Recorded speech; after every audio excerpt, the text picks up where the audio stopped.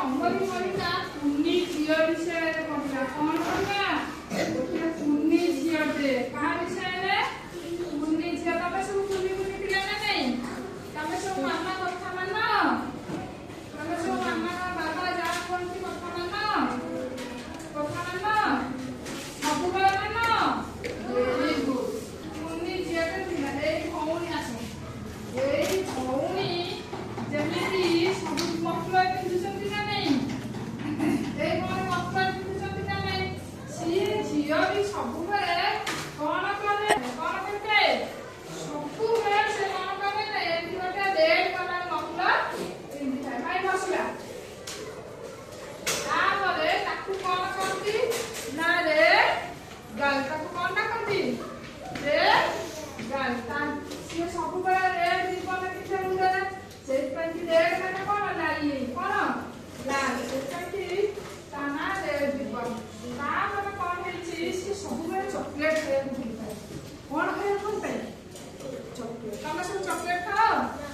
ଗାଈ ଚକୋଲେଟ୍ ଖାଅ? ହଁ। ତାପରେ ସିଏ କଣ କରେ ନା ସବୁବେଳେ କଣ ଖାଏ? ଚକୋଲେଟ୍। କଣ ଖାଏ? ଚକୋଲେଟ୍। ସେଠୁ ଦିନେ କଣ କଲା? ତମର ସବୁ ଜେଜେମା ଅଛନ୍ତି ନା ନାଇଁ? ଅଛନ୍ତି? ବଡ ବ୍ୟକ୍ତି କହିଲେ ତମର ସବୁ ଜେଜେମା ଅଛନ୍ତି? ସିଏ ତାହେଲେ ସେମିତି ଗୋଟେ ଜେଜେମା ଥିଲେ। ସିଏ କଣ କରୁଥିଲେ? ତାଙ୍କ ଘର ଠାରୁ ଟିକେ ଅଳ୍ପ ଦୂରରେ ରହୁଥିଲେ। ଦିନେ ତାଙ୍କ ଦେହ ଖରାପ ହେଲା। କଣ ହେଲା ତାଙ୍କର? ଦେହ ଖରାପ ହେଲା। କଣ ହେଲା? ଦେହ ଖରାପ ହେଲା। ବଡ ପାଟିରେ କହୁଥିଲା ଶୋନ ଆଜି ଖାଇକି ଆସିନ କି? ଖାଇକି ଆସିନ କେହି? ତାପରେ ସେ କଣ କରିଛନ୍ତି? ତା ମାମା ସେଠୁ କହିଲେ ଆଜି ଜେଜେମାଙ୍କ ଦେହ ଭଲ ନାହିଁ। ଆଉ ଶୁଣ ଝିଅ, ଆଉ ତୁ ଯାଇକି ଟିକେ ଖାଇବା ନେଇକି ଆଣିବୁ ଗଲେ। କହିଲେ ତୁ ଯାଇକି ତୋ ଜେଜେମାଙ୍କୁ ଏ ଖାଇବାଟା କଣ କରିବୁ? ନେଇକି ଦେଇକି ଆସିବୁ। ସେ ସେଠୁ କହିଲା ଯିବି ଯେ କିନ୍ତୁ ସେମିତି ଯିବିନି। କଣ ନେବି? ଚକୋଲେଟ୍ ନେବି। ମତେ ଯଦି ଚକୋଲେଟ୍ ଦବ ତାହେଲେ ମୁଁ ଯାଇକି ଦେଇକି ଆସିବି। ସେଠୁ ସିଏ ତା ମାମା କହିଲେ ହଉ ଠିକ ଅଛି ଆଉ ତାହେଲେ ତୁ ଆସିଲେ ତତେ ଚକୋଲେଟ୍ ଦେବି। ସିଏ ସେଠୁ ତା ପାଖରେ ଗୋଟେ ଚକୋଲେଟ୍ ଥିଲା। ସିଏ କଣ କଲେ? ଖାଇ ଗୀତ ବୋଲି ଗଲା। ଖାଇବା ଧରିଛି ଗଲା। ସେଠୁ ଗଲା ବେଳେ କଣ ହେଇଛି? ଗୋଟେ ବଡ ବିରାଟ ବଡ ଶୁଗାଳ ଆସିଲା। କିଏ ଆସିଲା? ଶୁଗାଳ। ଯେମିତି ଭାଲୁ ହାତୀ ବାଘ ସେମିତି ଶୁଗାଳ ଗୋଟେ ବଡ ଶୁଗାଳଟେ ଆସିଲା। ସିଏ ଶୁଗାଳ ଭାଇ ଠାକୁର। ସିଏ କହିଲା ତାକୁ ଆସି ପଚାରିଲା। ସିଏ ଝିଅ କଣ ହେଇଛି? ଡରିଗଲା। ତମ ବାଘ ଦେଖିଲେ ଡରିଯିବ ନା ନାଇଁ? କେମିତି ଡରିବ? କେମିତି ଡରିବ? ଏମିତି ଡରିବନି? ସିଏ ସେମିତି ଡରିଗଲା। ତାପରେ କଣ କଲା? କହିଲା ସେ ସେଠୁ ଶୁଗାଳ କହିଲା ତୁ କୁଆଡେ ଯାଉଛୁ? ସେ ସେଠୁ କଣ କଲା? ସେ କହିଲା ମୁଁ ଯାଉଛି ମୋ ଜେଜେମାକୁ ଖାଇବାକୁ ଦେବା ପାଇଁ। ତାପରେ ସେ ସେଠୁ କହିଲା ଆଚ୍ଛା। ଶୁଗାଳ କହିଲା ଠିକ ଅଛି ତୁ ଜେଜେମାକୁ ଖାଇବାକୁ ଦେବାକୁ ଯାଉଛୁ ତ ଯା। ତା ପାଇଁ ଦିଟା ଫୁଲ ନେଇକି ଯା। ତାପରେ ସିଏ କଣ କଲା? ତା ଜେଜେମା ଘରକୁ ଶୁଗାଳ ପରେ ଯାଇକି କଣ କରୁଛି? ତା ଜେଜେମା ଶୋଇଛନ୍ତି, ଦେହ ଭଲ ନାହିଁ। ସିଧା ତାଙ୍କୁ ଗୋଟା ଏମିତି ଗିଳିଦେଲା। ତମକୁ ବାଘ ଗିଳିବା ଦେଖିଛ? ଏମିତି ଗିଳିଦେଲା। ଗିଳିଦେଲା ପରେ ତା ଜେଜେମା କଣ କଲେ? ତମେ ଯାହା ଖାଉଛ ଯାଇ କୋଉଠି ଯାଉଛି? ପେଟରେ। ତା ଜେଜେମା କୋଉଠି ନେଇ ରହିଲେ? ଶୁଗାଳର ପେଟ ଭିତରେ। ସେଠୁ ଶୁଗାଳ କଣ କରିଛି? ତା ଜେଜେମାଙ୍କ ଲୁଗାପଟା ପିନ୍ଧିକି ଖଟ ଉପରେ ଶୋଇ ପଡ଼ିଛି। ସେଠୁ ଝିଅ ଗଲା ଚାଲି ଚାଲିକି। ସିଏ ଆଉ ଜାଣିନି ତା ଜେଜେମାକୁ ସେ ଶୁଗାଳ ଖାଇଦେଇଛି ବୋଲି। ସିଏ ସେଠୁ କଣ କଲା? ଯାଇକି କହିଲା ଜେଜେମା ଉଠୁ ଆଉ ମୁଁ ତମ ପାଇଁ ଖାଇବା ଆଣିଛି ଟିକେ ଖାଇଦିଅ। ସେଠୁ ଜେଜେମା କହିଲେ କେମିତି କହିଲା? ସେଠୁ ତା ଝିଅ କହିଲା ମୋ ଜେଜେମା କାହିଁ କଥା କହୁନାହାନ୍ତି?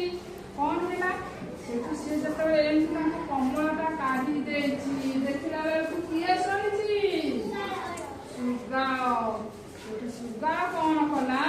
ତାକୁ ବି ସେ ଝିଅକୁ ବି କଣ କଲା? ଗୋଟା ଗିଳିଦେଲା। ଦି ଜଣ ଯାକ କଣ ହେଲେ? ଶୁଗାଳ ପେଟା ଭିତରେ। ସେଇଠୁ ଶୁଗାଳ ପେଟା ଖାଇଦେଲା। ସେଠୁ ଆରାମରେ ଶୋଇ ପଇଲା। ସେଠୁ ଗୋଟେ ଶିକାରୀଟେ ଆସୁଥିଲା କାକୁଡ଼ିଆ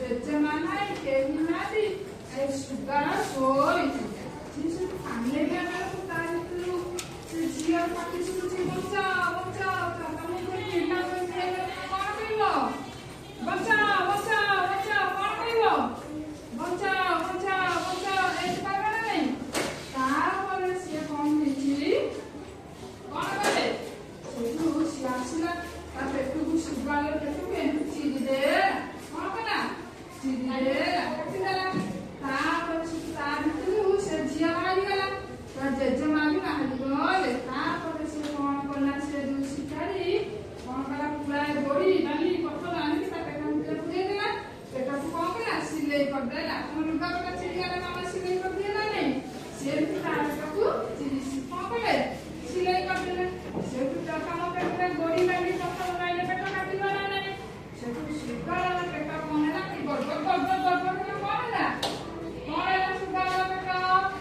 ଗଡ଼ବଡ଼ ହେଲା କଣ ହେଲା ଗଡ଼ବଡ଼ ହେଲା ତାପରେ ସିଏ କଣ କଲା ଦୌଡ଼ିକି ପଳେଇଲା ତାପରେ କିଏ ବଞ୍ଚିଗଲେ ଝିଅ ଆଉ ତା ଜେଜେମା ଯଦି ସେ ଲୋକଟା ନ ଆସିଥାନ୍ତେ ସେମାନେ ବଞ୍ଚି ପାରିଥାନ୍ତେ କି ବଞ୍ଚି ପାରିଥାନ୍ତେ ଆମେ ବାହାରକୁ ଯେତେବେଳେ ଯିବା କୋଉ ଅଜଣା ଲୋକ ସହ କଣ କରିବାନି କଥାବାର୍ତ୍ତା କରିବାନି କିଏ କଣ ଦେଲେ ଖାଇବା ନା ଯଦି ସେ ଛୋଟ ଝିଅଟି ସୁଗାର